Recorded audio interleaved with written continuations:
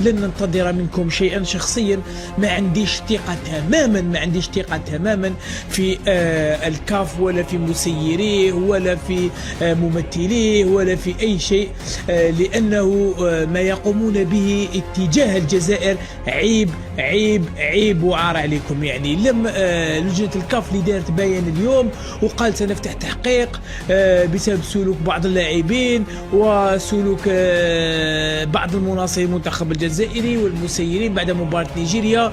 يعني انتم ما شفتوا لا ضربة الجزاء التي لم يعلن عنها الحكم، ما شفتوش البطاقات الصفراء المجانية اللي كان يقدمها الحكم السنغالي عيسى سي إلى لاعبي المنتخب الوطني، ما شفتوش المضايقات اللي تعرض لها الجماهير الجزائرية، ما شفتوش تذاكر اللي ما كاش، ما شفتوش إلى بعض الأشخاص والذين كانوا يرتدون ستارات تاع انستادي يعني عون امن الملعب، يعني حاول يعتدي بقضيب حديدي على المناصرين الجزائريين. هذه كامل ما شفتوهاش، لكن رحتوا وشفتوا احتجاجات بعض لاعبي المنتخب الوطني على الحكم. من حقهم انهم يحتجون ومن حقهم انهم يعلمون هذا الحكم بانه اخطا في حق المنتخب الوطني، وكلالهم عرقهم وكلالهم يعني جزء كبير من هدف كان سيغير الكثير. وبعدين يعني يديروا تقرير او يديروا بيان وينشروه وكانه يعني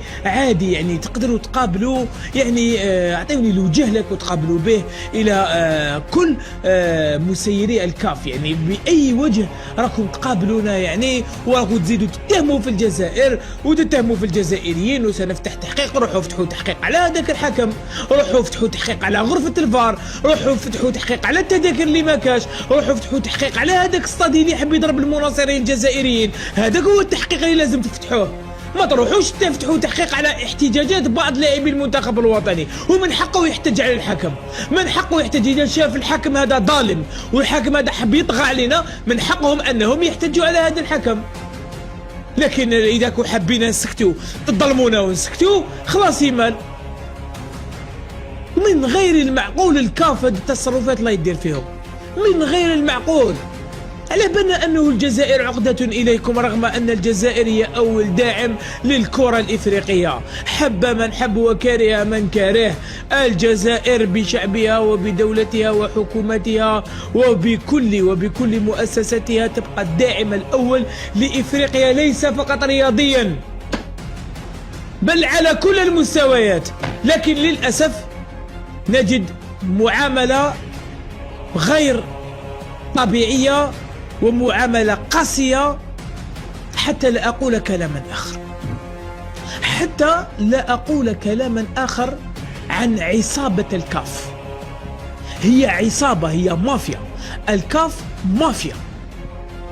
يعني من البداية إلى غاية نهاية هذاك المبنى كلهم مافيا، عصابات. كي تكون مجموعة من العصابات ما تقدر لهمش انت وحدك. الناس تقول لماذا وليد صادي رئيس الفاف لم يتدخل لحماية المنتخب الوطني من الحكم؟ يا أخي راهي عصابة متجدرة. عندنا مثلا في الجزائر يقول لك يد وحدة ما تصفق. لسنا هنا لندافع على أي شخص، لكن الحق يقال، الحق يقال. يد وحدة ما تصفق.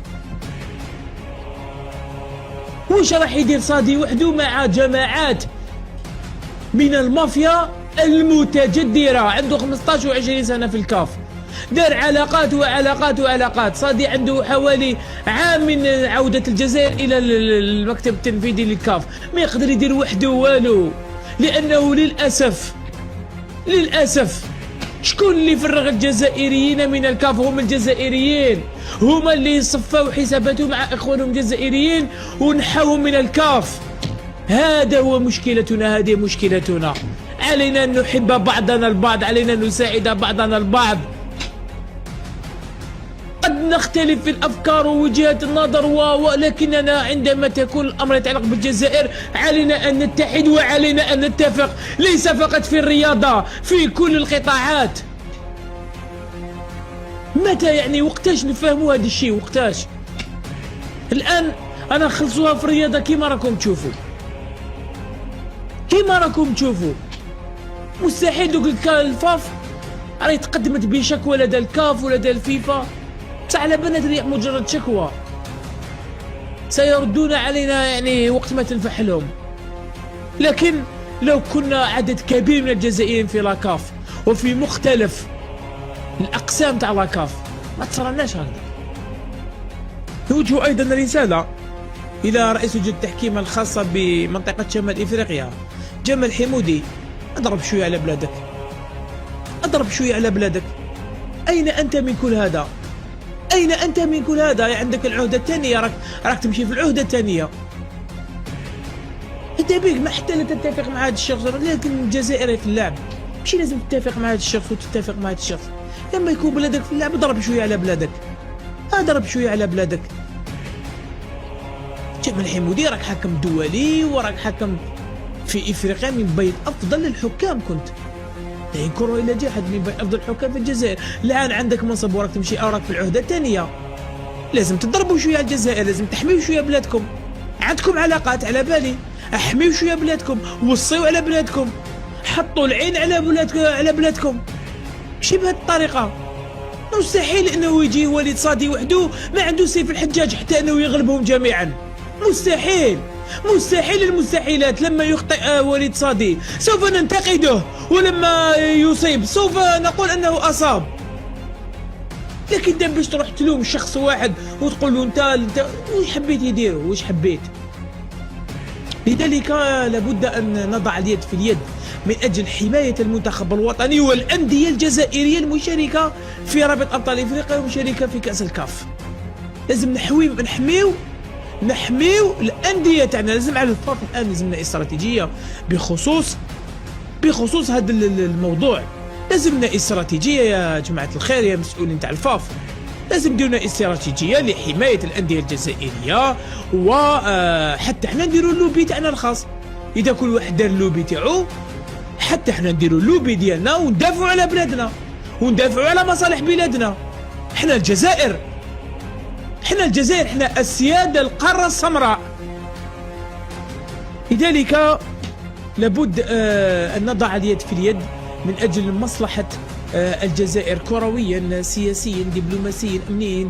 لابد ان نحافظ على بلدنا، لانه كما راكم تشوفوا هذه هيئه كرويه صغيره الكاف راي يعني اظهرت بانها لا تحب الجزائر، وهي ضد كل ما هو جزائري، حتى في التحكيم، في التسيير، في الاختيارات، في التعيينات، في التعاملات، وكأننا جئنا من قارة أخرى. السلام